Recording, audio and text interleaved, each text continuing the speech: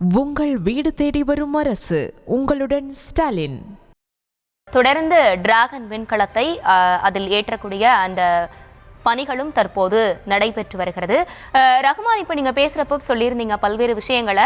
இப்போ இவங்க இங்கிருந்து கரைக்கு எப்படி கொண்டு செல்லப்படுவார்கள், கரைக்கு கொண்டு சென்ற பின் என்ன மாதிரியான மருத்துவ பரிசோதனைகள் மேற்கொள்ளப்படும், பொதுவாகவே அவங்க விண்வெளியிலிருந்து பூமிக்கு திரும்பி இருக்கக்கூடிய நிலையில அவங்க உடல்ல என்ன மாதிரியான மாற்றங்கள்லாம் ஏற்படும்?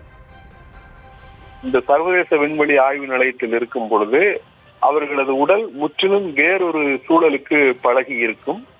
அதுவே அங்கு ஒரு சவால் தான். அதுல மிக முதன்மையானது அந்த மைக்ரோ கிராவிட்டி அல்லது அந்த புவியீர்ப்பு விசை உடல் உணர முடியாத ஒரு சூழல் தான். நாம் தரையில் காலை ஊன்றி நடக்கிறோம். நமக்கு ஒரு வளிமண்டல அழுத்தம் என்பது நம்மேல் இருக்கிறது. இப்படிப்பட்ட ஒரு சூழலில் இருந்தவர்கள் அந்தரத்தில் மிதப்பது போன்ற நிலையிலேயே எப்பொழுதும் இருப்பார்கள். எந்த பொருளை வைத்தாலும் கூட அது கீழே விழுந்து விடாது, அப்படியே மிதந்து கொண்டிருக்கும். இப்படிப்பட்ட ஒரு சூழலில் இருந்திருக்கிறார்கள். இது உடல்நலம் சார்ந்து பல்வேறு பாதிப்புகளை ஏற்படுத்தும். ஓராண்டுக்கு மேல் இந்த விண்வெளி ஆய்வு நிலையத்தில் தங்கினார்கள் என்றால் அவர்களது எலும்பு தசைகளில் தேய்வுகள் ஏற்பட்டு அது மங்கத் தொடங்கிவிடும். ஏனெனில் அந்த அந்தரத்தில் மிதக்கக்கூடிய அப்படிப்பட்ட ஒரு சூழலில் எலும்புக்கோ சதைக்கோ வேலை இல்லை என்பதை நாம் பார்க்கிறோம். ஏனெனில் நாம் நிமிர்ந்து நிற்பதற்கும் தரையில் காலை ஊன்றி நடப்பதற்கும் இந்த எலும்பும் வலுவான சதைகளும் தான் நமக்கு உதவி செய்கின்றன. ஆனால் அங்கு எலும்பு சதைகளினுடைய துணையே தேவையில்லை. ஏனெனில் கிட்டத்தட்ட மிதந்து கொண்டிருப்பது போன்ற ஒரு சூழல் தான்.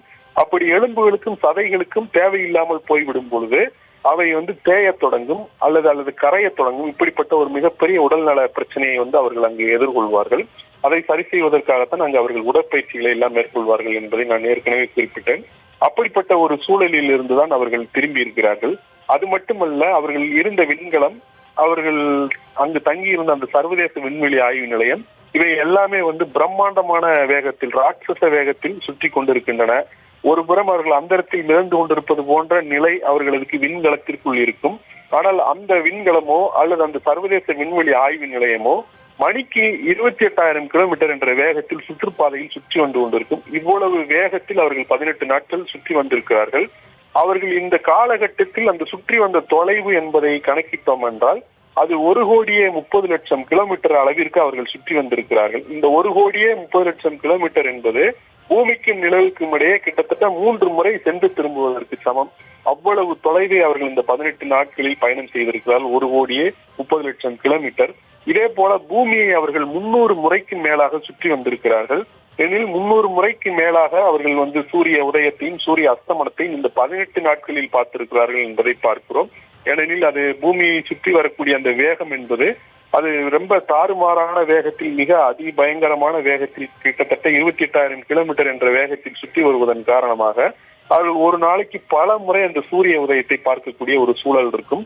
பூமியில் நாம் ஒரு முறைதான் சூரிய உதயம் பார்க்கிறோம், ஒரு முறைதான் சூரியன் பொழுது சாய்கிறது என்பதையும் நாம் ஒரு முறைதான் பார்க்கிறோம், அந்த சாயும் நேரம் என்பது. ஆனால் அங்கு அவர்களை பொறுத்தவரையில் அப்படி அல்ல. அது 28,000 கிலோமீட்டர் வேகத்தில் பூமியை சுற்றி வந்து கொண்டே இருப்பதன் காரணமாக இந்த 18 நாட்களிலேயே அவர்கள் 300 முறைக்கு மேல் அவர் சுற்றி வந்திருப்பார்கள்.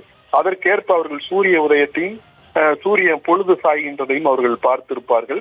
இப்படி முற்றிலும் பூமியில் இருந்து வேறுபட்ட ஒரு நிலையில் அவர்கள் சர்வதேச விண்வெளி ஆய்வு நிலையத்தில் இருந்திருக்கிறார்கள் என்பதன் காரணமாக அவரது உடல் நலனில் மட்டுமல்ல, அவர்களது சிந்தனை முறையிலுமே கூட பல்வேறு விதமான மாறுபாடுகள் இருக்கும். உதாரணமாக அவர்கள் அங்கு எந்த பொருளை வேண்டுமானாலும் அப்படியே விட்டு விடலாம், அது அந்தரத்தில் நிகழ்ந்து கொண்டே இருக்கும்.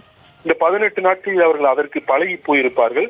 ஆனால் பூமிக்கு வந்தவுடனே ஒரு பொருளை சரியான இடத்தில் வைக்கவில்லை என்றால் அது கீழே விழுந்து சிதறிவிடும். அதை பழகுவதற்கே கூட அவர்களுக்கு சில நாட்கள் ஆகும் என்கக்கூடிய ஒரு சூழல் தான் இருக்கிறது. அப்படி அவர்களுக்கு அந்த உடல்நல பாதிப்புகள் எல்லாம் இருக்கின்றன. இது குறித்து அந்த மருத்துவ பரிசோதனை என்பது முதல் கட்டமாக இங்கேயே மேற்கொள்ளப்படும்.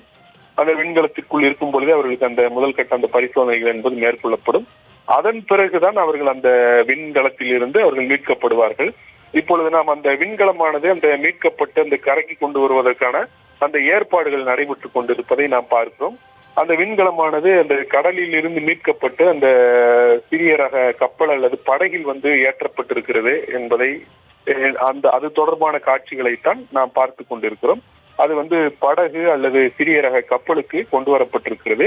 இனி அந்த கதவுகள் திறக்கப்பட்டு அந்த வீரர்கள் ஒருவராக வெளியே அவர்கள் கொண்டு வரப்படுவார்கள். அப்படி கொண்டு வந்ததன் பிறகு அவர்கள் கரைக்கு சென்றதன் பிறகு அந்த 1 வார காலம் அவர்கள் மருத்துவ கண்காணிப்பில் வைக்கப்படுவார்கள். அந்த மருத்துவ கண்காணிப்பு காலத்தின் போதே அவர்களுக்கு அந்த தரை நிலை பழகுவதற்கேற்ப பயிற்சிகளும் கூட கொடுக்கப்படும். எனவே அவர்களது இந்த பயணத்தை பொறுத்தவரையில் அவர்கள் இந்த பூமிக்கு திரும்பி விட்டார்கள் என்றால் இன்றே அவர்கள் அந்த இயல்பு வாழ்க்கைக்கு இயல்பு நிலைக்கு திரும்பி விட்டார்கள் என்று பொருள் அல்ல. இன்னும் ஒரு வார காலத்திற்கு அவர்கள் இது தொடர்பான அந்த பல்வேறு பயிற்சிகளை, மருத்துவ பரிசோதனைகளை மருத்துவ கண்காணிப்பின் கீழ் வைக்கப்பட்டவர்கள் மேற்கொண்டதன் பிறகே அவர்கள் ஒரு இயல்பு வாழ்க்கைக்கு திரும்ப முடியும். உங்கள் வீடு தேடி வரும் அரசு. உங்களுடன் ஸ்டாலின்.